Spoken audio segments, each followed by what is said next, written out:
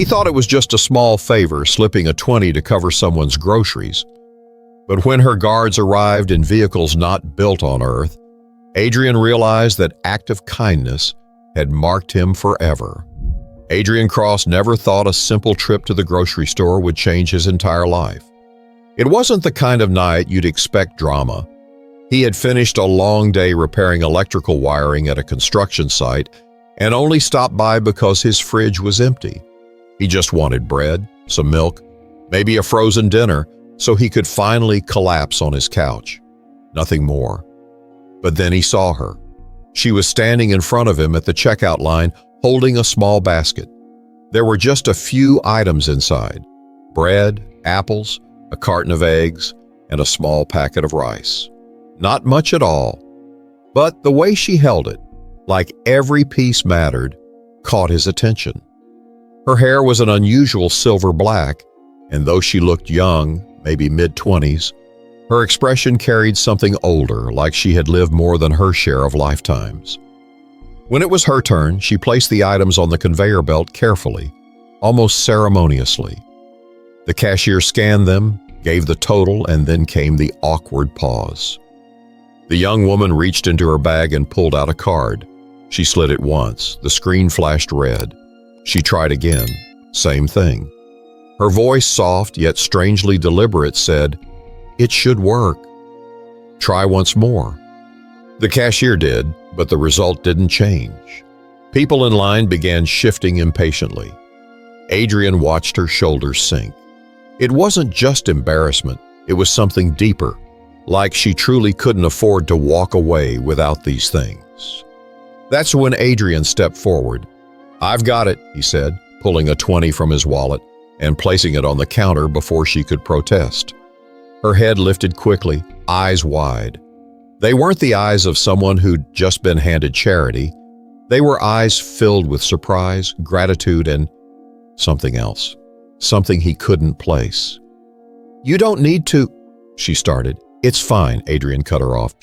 Just groceries." "No big deal." She hesitated, then lowered her gaze slightly, almost like a bow. "Thank you. My name is Larry Solan." The way she said it carried weight, as if her name mattered more than he could understand. "Adrian," he replied simply. "Nice to meet you, Larry."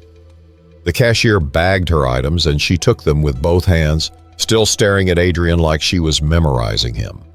For a second, he felt strangely exposed, like she was studying him in ways beyond what was normal. Then she spoke again. "Where I come from," she said softly, "kindness is not given so freely. I won't forget this." Adrian smiled politely, brushing it off. "It's really not a big deal." But she tilted her head, her expression serious. "It is. More than you know." Then she turned and walked out, her posture tall, her steps deliberate. Adrian stayed behind to pay for his own things, though his mind kept replaying the sound of her voice. Melodic, precise, like someone who learned English by memorizing the rhythm rather than the meaning. Outside, through the glass doors, he caught a final glimpse of her crossing the lot, moving with a kind of grace that didn't fit this world. He shook the thought away. She was probably just from overseas. Portland had plenty of international students. That had to be it. Still, something gnawed at him. Why had her name sounded so royal? Why did her thank you feel heavier than the weight of the groceries he'd paid for? He walked back to his truck, groceries in hand, and told himself he'd never see her again. But deep down, something in her gaze clung to him. But Adrian was wrong, because by the end of the night, Larry Solan returned to his life, and not in the way he ever imagined. Adrian drove home with the rain beginning to sprinkle across his windshield, the sound of it tapping rhythmically as the wipers slid back and forth. Portland's nights often carried that damp chill, the kind that crept into your bones if you lingered outside too long. He should have been thinking about the leftovers waiting in his fridge or the ball game he might catch on TV, but his thoughts refused to leave the checkout line. Larry Solan. He kept repeating the name in his head. It didn't roll off the tongue like anything he'd heard before. It wasn't French, it wasn't Spanish. It wasn't even close to the Nordic or Eastern European names he'd occasionally come across. It sounded crafted, like the kind of name someone chose for themselves, not one inherited through family lines. By the time he pulled into his driveway, his groceries forgotten in the passenger seat, Adrian caught himself shaking his head and chuckling under his breath. "You're overthinking this," he muttered. "She's just some girl." But as he walked into his small house, set his bag down on the kitchen counter, and flipped on the overhead light, he realized that wasn't true. Something about her voice lingered in his mind. Not just the sound, but the way she had looked at him. It hadn't been a casual glance of gratitude. It was deliberate, focused, like she was measuring him, weighing him against some invisible scale. Adrian sank into his recliner, cracked open a soda, and tried to distract himself with his phone. The usual scroll through news headlines and social media didn't help. Instead, everything reminded him of her. Stories about international students, travel articles about faraway places, even a random post about unusual names. He set his phone down, rubbed his forehead, and let out a frustrated sigh. "Why do I care?" he asked aloud, his voice echoing faintly in the quiet room. That's when he noticed something odd. The bag of apples he had bought was still damp, even though he had dried it at the store. At first, he thought it was just condensation, but when he leaned closer, he saw faint streaks of light, almost like tiny sparks flickering across the skin of the fruit. They disappeared when he blinked, leaving only normal apples behind. He laughed nervously to himself. "Great, now I'm seeing things." To shake it off, he turned on the TV. Some late-night talk show was running, the host cracking jokes about politics and celebrity scandals. But Adrian barely heard it. His mind kept drifting back to the silver-black shine of her hair, the strange way she had pronounced her own name, and that cryptic line, "More than you know." Around 10, he got up to lock the front door. As he twisted the deadbolt, he caught movement across the street. A figure stood in the shadows near the lamppost. Tall, still, and oddly stiff. Adrian's stomach tightened. His neighborhood was usually quiet at this hour, and people didn't just stand there in the rain like statues. He flicked the porch light on, squinting against the downpour. But by the time the light spread across the street, the figure was gone. Only wet pavement glistened under the glow of the lamppost.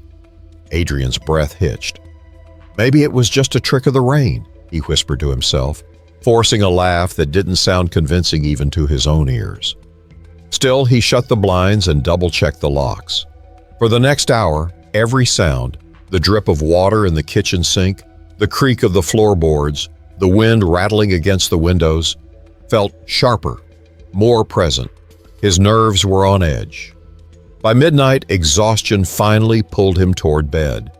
He stretched out, listening to the rain hammering harder now, and told himself the day had been nothing unusual. Just a girl, just groceries, just his imagination running wild. But as he drifted into a shallow sleep, one last thought crawled into his mind. What if she hadn't been exaggerating? What if in some strange way her words really had meant more than he could possibly know?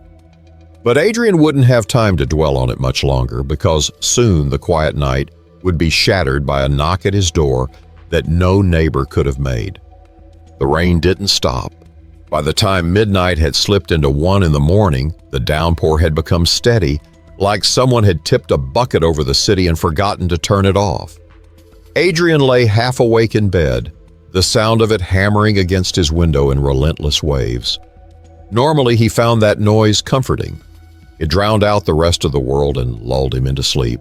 But tonight, it only amplified the restlessness already crawling through him. Every time he closed his eyes, he saw Leary's face, the way she'd spoken her name, the odd cadence of her words, that heavy pause when she'd said, "I won't forget this." His body wanted sleep. His mind refused to allow it. At 2:30, he gave up, got out of bed, and padded barefoot into the kitchen. He opened the fridge and stared at the contents as if they might give him answers.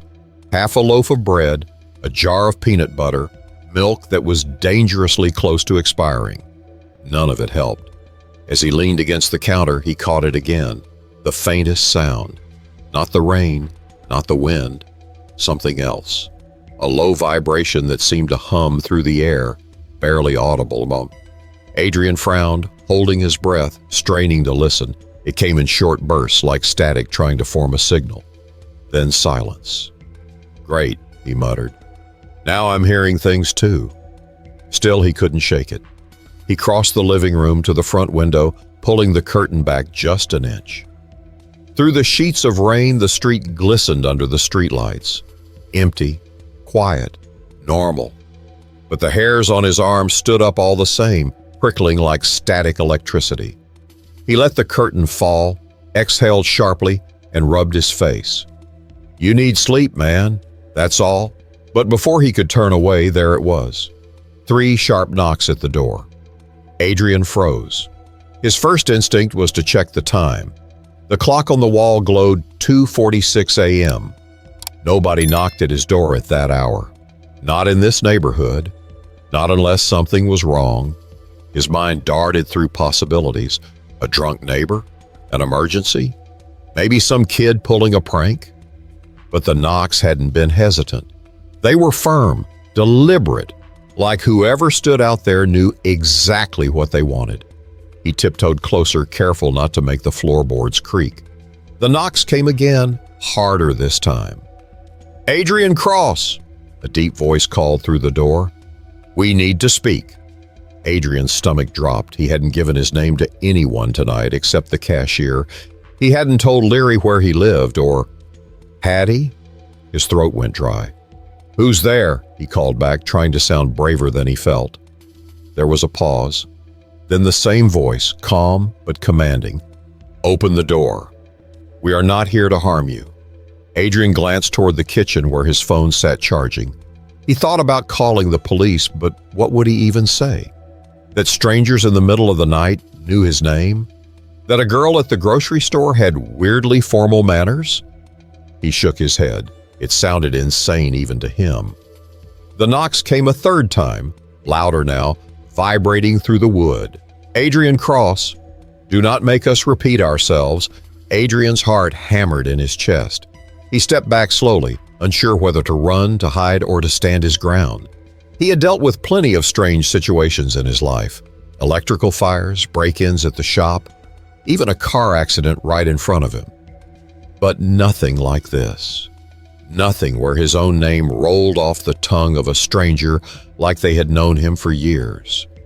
He swallowed hard and whispered to himself, "You should have just left those groceries alone." Then he caught it again, a flash of silver light through the curtain, illuminating the front yard. Not headlights like any car he'd seen, but sleek beams cutting through the rain, smooth and controlled.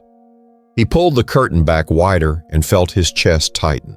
2 vehicles were parked across his driveway, unlike anything he'd ever seen on the road. Low to the ground, seamless in design, glowing faintly under the storm. And stepping out of them were tall figures in armor that gleamed even through the rain, their movements precise and eerily synchronized. Adrian stumbled backward, his breath quickening. This wasn't a prank. This wasn't drunk neighbors. Whoever they were, they had come for him. But before Adrian could decide whether to open that door or barricade it, a shadow moved behind the armored figures, one that he recognized instantly. It was her, Leary Solashan, and she wasn't carrying groceries this time. Adrian's breath caught in his throat as he stared through the narrow slit in the curtain. The rain blurred everything for a moment, but his eyes adjusted. There she was, Larry. Her silver-black hair clung wetly to her shoulders, her clothes now hidden beneath a dark cloak that seemed resistant to the downpour. She didn't look like the timid young woman from the grocery store anymore. Her shoulders were squared, her chin lifted, her every step purposeful. And surrounding her were 3 figures in armor, unlike anything Adrian had ever seen. The plates weren't bulky like medieval suits or modern riot gear. They were sleek, contoured, and lit with faint lines of pulsing light. Their helmets were smooth, faceless, like obsidian glass. Each carried a long staff-like weapon, humming faintly even under the sound of the storm. Adrian staggered back from the window, his heart racing. He pressed his hands against his temples, trying to will himself awake. No, this can't be real. The knocks came again, but this time heavier, shaking the entire door in its frame. Adrian Cross, the same deep voice called. You will open the door now. And then, softer, through the roar of rain, please. Trust me. It was Leary's voice. That single word, please, pierced through the chaos in his mind. She sounded calm, but beneath it there was something urgent, something that told him he had no real choice. Adrian forced his legs to move, though every instinct screamed at him to stay put. He grabbed the baseball bat leaning by the wall, his makeshift home defense plan, and crept toward the door. Who are you people? He demanded, his voice louder than he expected. How do you know my name? There was silence. Then the armored figure closest to the door replied, We are the guardians of Her Highness.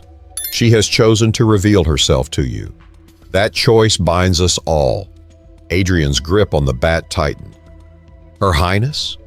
What the hell are you talking about? Open the door and you will understand, the guard answered. Adrian's pulse hammered in his ears.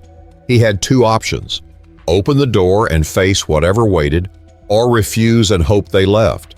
But a part of him already knew they weren't going anywhere. Slowly, with trembling fingers, he unlatched the deadbolt. The door creaked open a crack. Rain rushed in, along with the sight of Leary standing directly in front of him.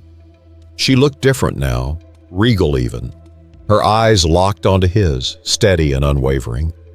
Adrian, she said softly, you must come with us. What you did for me tonight has consequences you cannot yet see. He gaped at her, the words lodging in his throat. Finally, he managed, You're not making any sense. You're, what, some kind of foreign royalty, a runaway princess? Her lips curved in the faintest smile, though her eyes were still serious.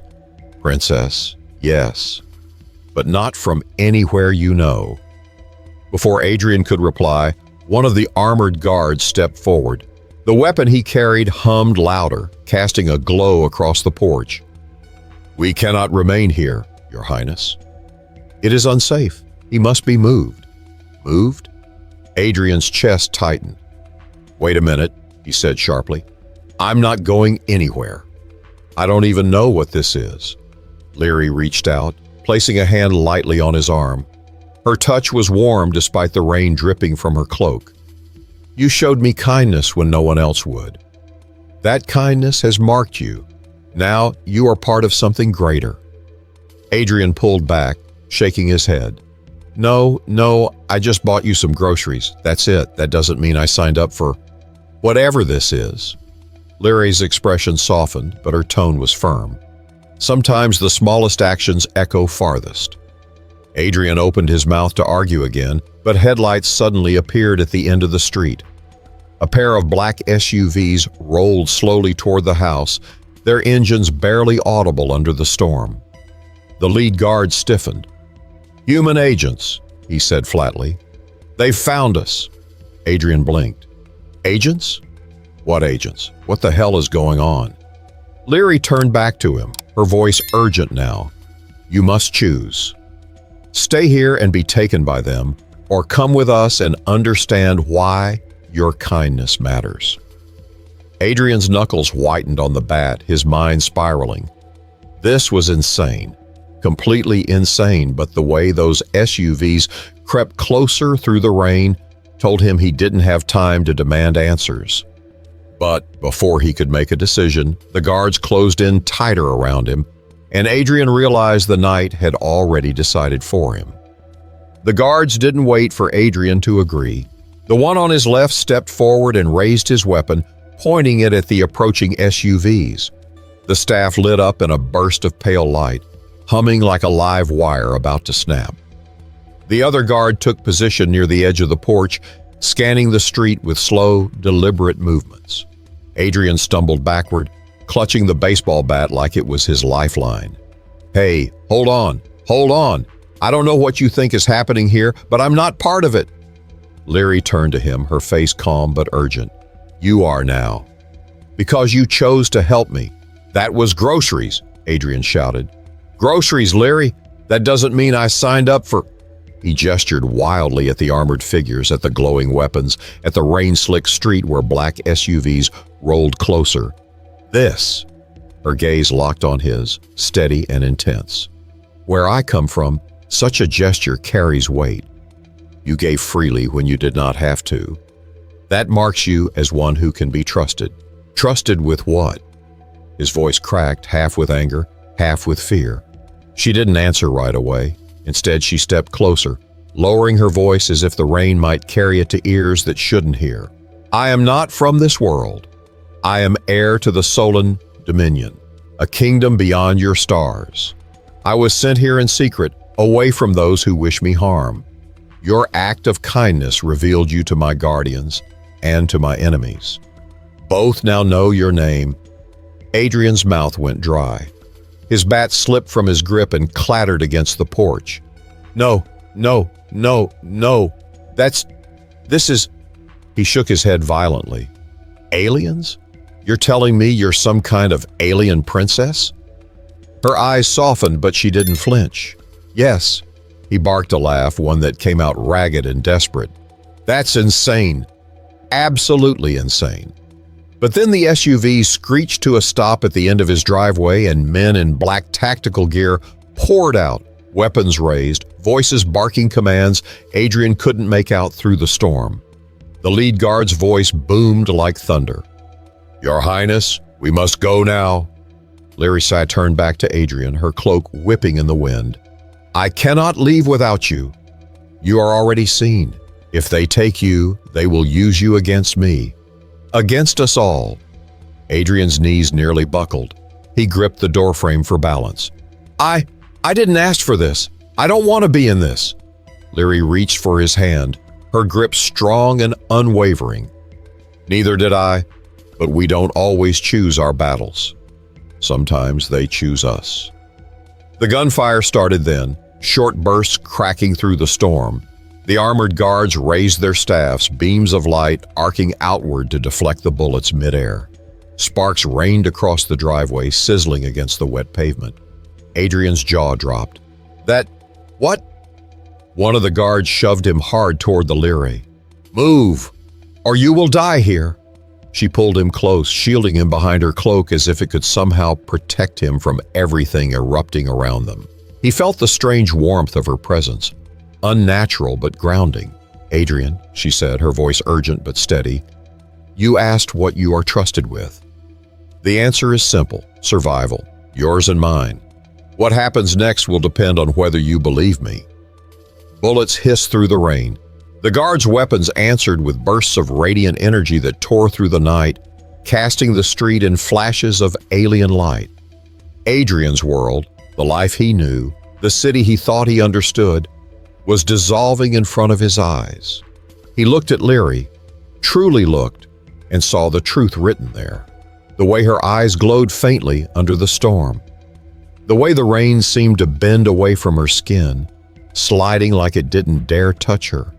The way she carried herself, not like a scared young woman, but like someone born to be obeyed. You're serious, he whispered. You're actually serious. I am. Adrian's chest heaved as the guards closed ranks, their glowing weapons slashing through the dark. The tactical agents shouted, advancing, but their weapons seemed useless against the alien defenses. It was chaos, blinding, deafening chaos, and in the middle of it stood Leary, calm, unyielding. Adrian wanted to run. Every instinct told him to bolt into the night, to leave all of this behind. But the thought of those agents catching him, using him like she said, was worse. His voice cracked as he finally said, Fine, just tell me what to do. Larry's grip tightened on his hand, and for the first time her expression softened into something almost human. Stay close, and do not let go. But Adrian didn't realize that this choice, the desperate agreement in a rain-soaked doorway, was the moment his old life ended forever. The world outside Adrian's house had become a battlefield.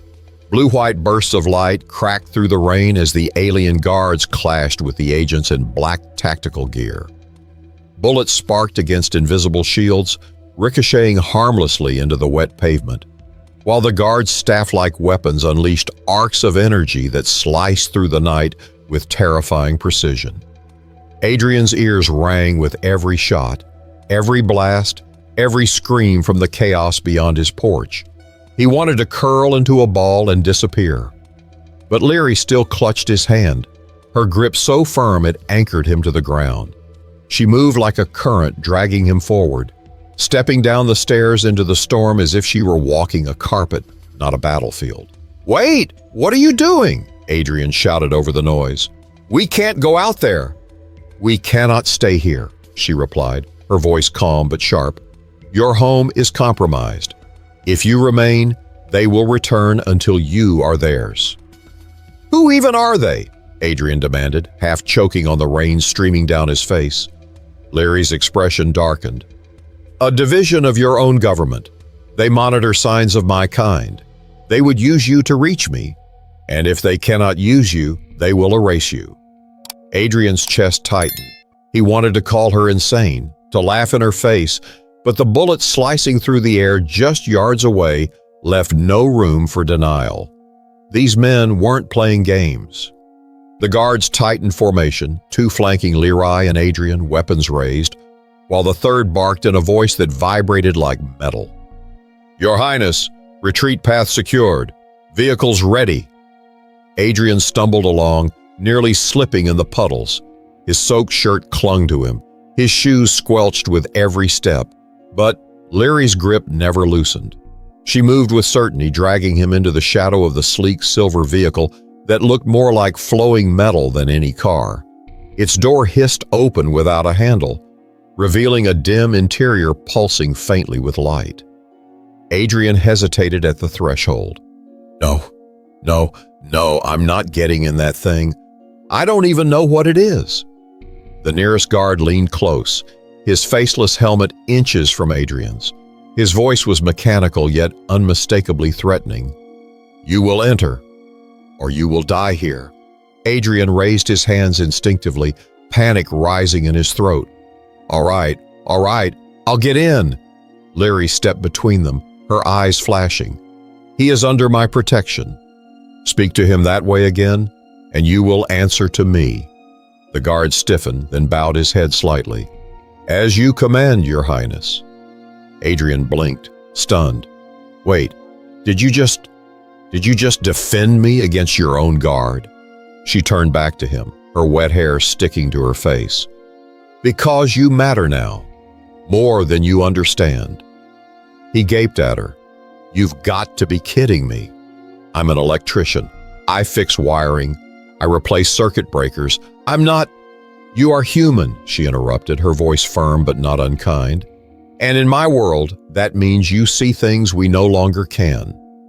That is why I chose you, chose me." Adrian almost laughed, but it came out as a strangled cough. "I didn't choose any of this." Her eyes softened, though her grip remained strong. "No, but fate often begins with unwilling hands behind them." The firefight intensified. One of the SUVs erupted in flame as a guard's energy strike split it in half, sending debris flying. The agents fell back, regrouping, but it wouldn't last. More would come. Adrian knew it in his gut. The interior of the alien vehicle glowed softly, beckoning like a strange sanctuary. He glanced at Leary, then at the faceless guards standing ready to cover their retreat. He hated every part of it, but he hated the thought of dying on his own front lawn even more. "Fine," he muttered, stepping into the vehicle. "But you'd better explain everything once we're inside." Larry followed, her expression unreadable. "I will. But understand this, Adrian, truth has a weight. Once you carry it, you can never set it down again." The door hissed shut behind them, cutting off the roar of rain and gunfire. The sudden silence made Adrian's ears ring. He slumped into the smooth, seamless seat, breathing hard, soaked through and shaking. His life had cracked wide open in a single night, and the only anchor he had left was the mysterious woman sitting beside him. He turned to her, his voice barely above a whisper. "Why me, Larry? Out of everyone in that store, why me?" She met his gaze steadily. "Because when faced with a choice, you did not hesitate to give. That speaks of who you are. And now, whether you wish it or not, who you are has become very important." Adrian let out a hollow laugh.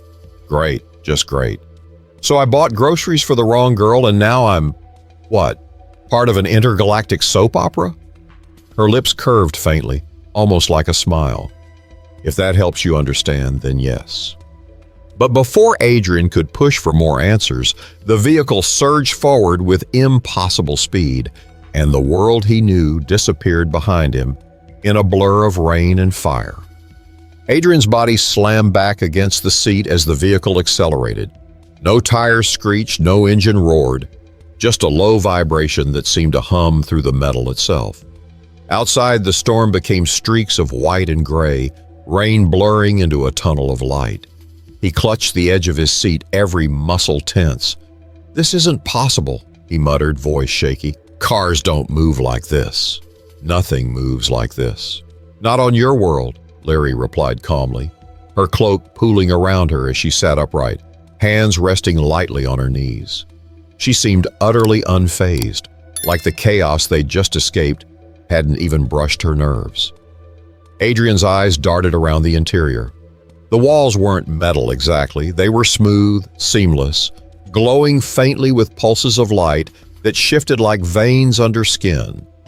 There were no buttons, no steering wheel, not even seams in the floor. Just smooth surfaces that seemed to breathe with energy. How is this even working?" Adrian asked, his voice rising. "There's no controls, no driver. What's powering this thing?" One of the guards seated across from him tilted his faceless helmet. "The vessel responds to command. It requires no crude mechanics." "Vessel?" Adrian repeated, throwing up his hands. "You mean spaceship. Just say spaceship." Larry's lips twitched slightly, though her voice remained level. "If that word comforts you, then yes." Adrian let out a shaky laugh, running both hands down his face. "I've lost it. I've completely lost it." "You are still sane," Larry said softly. "You are simply seeing the truth for the first time." He dropped his hands, glaring at her. "Truth?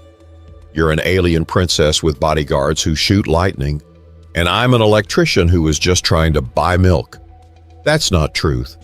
That's a nightmare." Her eyes softened. Nightmares and truths are often one and the same. Both force you to see what you do not wish to. Adrian fell silent, chest rising and falling in sharp bursts. He glanced back at the guards. They sat perfectly still, weapons resting against their knees, helmets reflecting the faint glow of the walls. They didn't move like soldiers. They moved like machines, yet he could feel the weight of their attention on him. Finally, he turned back to Larry, his voice low. "Why are you even here? What could possibly be so important that you had to come to Earth and drag some random guy into it?" Her gaze didn't waver. "Because Earth is not random. It is vital, and neither are you random, Adrian. You have already proven that." Adrian let out a humorless chuckle. "By buying you groceries?" Her voice sharpened. "By acting without hesitation, even when you had nothing to gain. Do you not see how rare that is?" He shook his head, looking down at his soaked clothes. "You've got the wrong guy. Seriously, I fix broken wiring in old houses. I live alone. I don't matter." "You matter now," she said firmly. Something in her tone made him look up again. Her expression wasn't pleading, it was certainty, unshakable. She believed what she was saying, whether he liked it or not. Before he could respond, the vehicle lurched suddenly, throwing him sideways. The walls flared with brighter light as the guards snapped to attention. "What was that?" Adrian asked, gripping the seat again. "Pursuit," one of the guards said flatly. Adrian's stomach dropped. "Pursuit? You mean those SUVs? You left them in the dust." Not them, the guard replied. Others? Leary turned her head toward Adrian, her voice calm but edged with warning. There are those among my kind who would prefer I never return home. They have tracked me here, and now they know you are with me. Adrian's mouth went dry. Oh, that's just perfect. First your enemies on Earth, now your enemies in space. You really know how to ruin a guy's week. Her eyes narrowed slightly. Would you rather I had left you to the agents outside your home? He opened his mouth, then shut it again. He hated that she was right. The vehicle shuddered again, and through a small slit at the side, Adrian caught a glimpse of lights in the sky. Bright orbs streaking through the storm, moving far too fast to be planes. His throat tightened. Those aren't normal aircraft, are they? Leary shook her head. No. The guard nearest the wall slammed a hand against it. Instantly, the glow shifted and a translucent shield flickered into place across the slit. Outside, the orbs drew closer, their glow cutting through the clouds like predatory eyes. Adrian pressed back against his seat, fear clawing at his chest. He didn't know where they were going, didn't know who was chasing them, didn't even know if he'd live through the next 10 minutes. All he knew was that his life had been ripped out of his hands, and the only tether he had left was the strange, unshakable presence of Leary Solon. But as the first blast from the pursuing ships rattled the vessel, Adrian realized he would have to choose between trusting her completely or losing everything in an instant. The first impact rattled the vessel so violently that Adrian thought the walls might split apart. He clutched the seat until his knuckles turned white, his stomach lurching as if the ground had vanished beneath him. A harsh light cut across the interior, flaring through the translucent shield. "They're firing at us!" Adrian shouted, his voice breaking. The nearest guard steadied himself, gripping his staff. "Shields at 80%. They cannot breach us quickly." Adrian gawked. 80%? That sounds like the beginning of a really bad countdown. Leary didn't flinch. She sat upright, her cloak slipping back to reveal faint markings along her forearm, lines that shimmered softly, like ink alive under her skin. She pressed her hand to the wall of the vessel, and the pulsing veins of light brightened in response. "They want me," she said evenly. "Not you." Adrian's laugh was hollow, panicked. "That doesn't exactly make me feel better." Another blast rocked the vessel, throwing him against her shoulder. She steadied him with surprising strength, her voice close to his ear. "You are safe so long as you remain with me." He looked up at her, rainwater still dripping from his hair, his chest heaving. "How can you say that like it's nothing? They're shooting at us from the sky." "Because fear does not serve us," she said simply. Adrian wanted to argue, wanted to scream, but the words tangled in his throat. Instead, he turned to the guards. "Can't you fight back? Don't you have, lasers, rockets, something?" The lead guard inclined his head slightly. "Engaging offensive measures would reveal our exact trajectory to every faction within range. We cannot afford it." "Every faction?" Adrian croaked. "How many are we talking about?" "Enough," the guard replied grimly. The vessel shuddered again, and this time the shield flickered with cracks of light before stabilizing. Adrian pressed his hands to his head. His life used to revolve around wiring jobs, late-night takeout, and bills piling up on the counter. Now he was caught in a dogfight between aliens, with words like faction and trajectory being thrown around like he was supposed to understand. Leary's eyes were fixed on him. "Breathe, Adrian. Focus on me."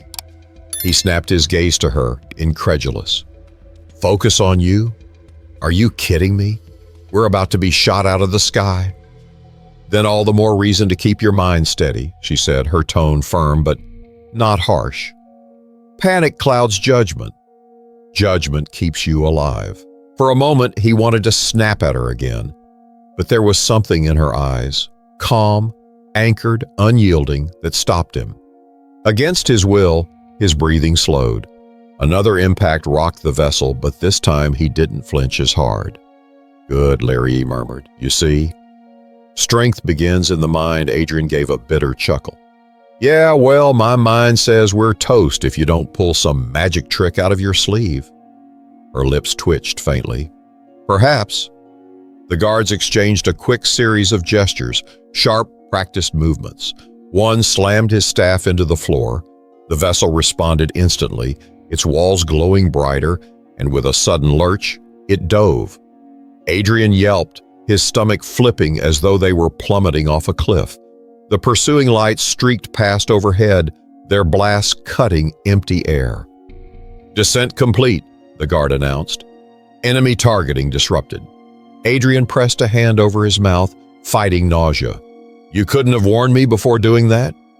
It worked, the guard said simply. Adrian groaned, leaning back in his seat.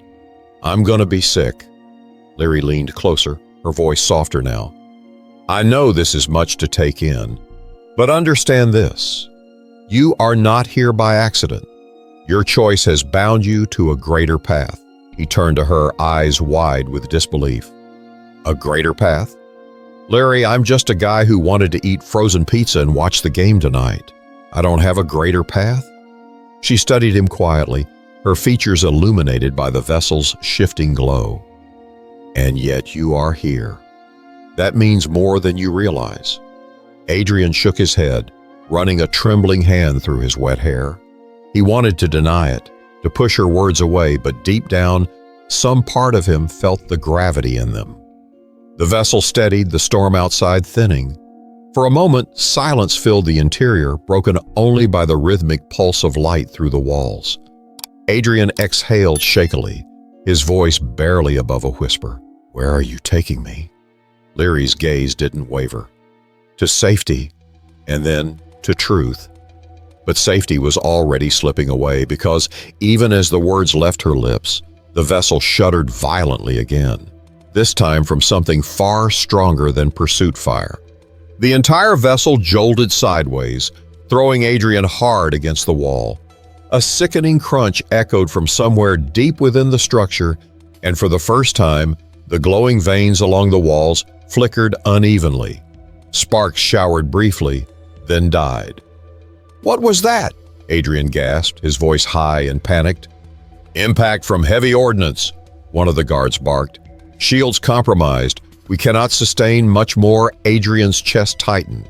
He had no frame of reference for words like shields compromised. This wasn't a video game. This was his life being chewed apart in real time. He gripped the seat as the vessel groaned again, a sound like bending steel echoing in his ears. Larry stood, her cloak sliding from her shoulders. The faint markings along her arm brightened, casting a pale glow that spread across the chamber. She placed both hands against the wall and the vessel responded, its light stabilizing slightly. You can't do that, one of the guards protested, stepping forward. It will drain you. Her voice was calm, almost defiant. Better me than all of us. Adrian stared, mouth dry. What's happening to you? She turned her head slightly, her eyes meeting his. I am what sustains this craft. It was designed for one of my bloodline. Without me, it cannot fly. The words hit him like a punch. This wasn't just a getaway car, it was tied to her existence, and she was giving herself to it just to keep them alive. No, Adrian said quickly, stumbling forward. You can't. Don't do that. You'll kill yourself. Her lips curved faintly. Would you rather we all fall? He froze, unable to argue. The truth sat heavy between them, undeniable. The vessel shuddered again, this time rolling violently. Adrian lost his footing and crashed to the floor. He scrambled up, drenched in sweat, his heart pounding. One thought screamed through him. She can't do this alone. He turned toward the guards. There's got to be something I can do. The lead guard's helmet tilted. You are not of her blood. You cannot command the vessel. I don't care, Adrian snapped, his voice raw. There has to be something. Wires, power conduits, whatever keeps this thing running. I work with electricity for a living. Tell me where, and I'll try. For a moment, none of them moved. Then Leary spoke, her voice soft but carrying weight. "There is one thing." Adrian's eyes locked on her. "Tell me." She gestured to a faint seam along the wall. "There is a conduit. It will respond to energy, any energy, but the surge will harm you." Perhaps fatally, Adrian's gut twisted. His whole life he'd kept things simple: work, home, sleep, repeat. He'd never been a hero, never been someone who stood on front lines. But looking at her now, standing there with her glow dimming as she fed herself into the vessel, something inside him shifted. He swallowed hard. "Show me." The guards moved quickly, one slamming a staff against the wall. A panel slid open, revealing a cluster of glowing strands, writhing faintly like living wires. The light pulsed weakly, struggling. Adrian approached, his palms slick with sweat. "What do I do?" "Touch it," Larry said softly. He laughed bitterly. "That's it? Just touch the alien power socket?" Her eyes held his. "Trust me." His hand hovered over the strands, trembling. He thought of his quiet house, his frozen dinners, his lonely evenings. He thought of how safe that life had felt, how small. And then he thought of her, this strange, otherworldly woman who'd looked at him in a grocery store and called his kindness something greater. He pressed his hand against the conduit. Agony surged through him instantly, a burning shock that ripped through his nerves and lit every inch of him on fire. He screamed, collapsing to his knees, but he didn't let go. He couldn't. The vessel roared to life. The walls blazed with new light, the flickering veins stabilizing into a steady glow. The shuddering ceased. Outside, the pursuing lights faltered, their blasts scattering wide.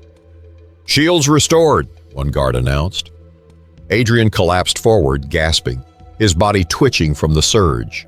He felt like his veins had been filled with fire, his heart slamming erratically. But he was alive. Leary knelt beside him, her hand brushing his shoulder. Her markings dimmed as she withdrew from the wall, relief softening her face. "You gave yourself when you did not have to." Again, he coughed out a weak laugh, his throat raw. "Yeah, well, I'm starting to see a pattern." Her gaze lingered on him, warm and unshakable. Kindness is never wasted. Even in fire, it lights the way. For the first time since the night began, Adrian didn't feel like a bystander. He felt like he'd made a choice that mattered. But before he could process what he had just survived, the guard announced their arrival, and Adrian realized the night's battles had only been the beginning. The vessel slowed, its violent tremors giving way to an eerie calm. Adrian lay slumped against the seat, his body aching from the surge. Every muscle felt raw, every nerve like it had been dragged across barbed wire. He forced his eyes open, expecting more flashes of light, more chaos. But instead he saw the soft glow of the vessel settling into silence. The guards lowered their weapons. Their rigid stances eased, though their helmets never turned away from the translucent shield. They were waiting, always waiting, for the next threat. Adrian turned his head toward Leary. She was still kneeling beside him, her hand resting gently on his shoulder. Her markings had faded back to faint lines, her energy clearly drained, yet her gaze was steady. "You saved us," she said softly. Adrian let out a rasp of a laugh. "Feels more like I electrocuted myself for fun." Her lips curved faintly, almost a smile. "And yet, because of you, we survived." He blinked up at her, the weight of her words pressing into him. Survived. That wasn't a word he used often. In his life, everything had been about getting by, paying bills, fixing wiring, filling the silence with noise. But tonight he had survived. And it wasn't just for himself. One of the guards spoke, his voice metallic and final. "We approached the safe point." Adrian frowned, lifting his head weakly. "Safe point? What does that even mean?" The guard didn't answer, but Leary did. "It means you will rest, and it means you will learn." He let his head fall back against the seat. "Learn what? That I should never shop for groceries again?" She tilted her head, studying him. "That kindness is never small. that it shapes paths you cannot yet see. Her words sank into him, heavier than the ache in his body. Kindness. He thought back to that moment at the checkout line, just a $20 bill, a shrug, a simple act of decency. He hadn't done it for reward or recognition. He'd just seen someone struggling and stepped in. And somehow that single decision had set all of this in motion. The vessel slowed further, the pulsing veins dimming until the glow was barely visible. Outside the shield, the storm had faded. Through the mist, Adrian glimpsed dark hills rolling beneath them, scattered lights from distant towns flickering faintly in the night. It was strange, grounding, proof that Earth was still there, steady, even as everything else spiraled beyond comprehension. Larry's voice drew him back. Adrian, I know this feels like madness, but your choice tonight mattered. You may feel small in your world, but in mine, your courage has become part of something larger. He shook his head, exhausted but unable to stop himself from smiling bitterly. I'm no hero. I just didn't want to see someone go hungry. Her expression softened. That is why you are different. Heroes do not begin with grand gestures. They begin with small ones. And when the moment demands more, they rise. For the first time, Adrian didn't argue. He didn't deflect with sarcasm or frustration. He let the words settle in, their truth undeniable. The vessel touched down with a soft hiss, the ground meeting them gently. The guards rose immediately, weapons at the ready. One of them extended a hand toward Adrian, helping him up with surprising care. He staggered to his feet, every part of him sore, but he stood. He looked at Leary, and for the first time that night, he didn't see just a stranger with silver-black hair. He saw someone who carried the weight of an entire world, someone who had trusted him without hesitation. And in her eyes, he saw something else. Belief. Not in herself, but in him. Adrian exhaled slowly. All right, I'll stick around. I'll listen. But you owe me one hell of an explanation.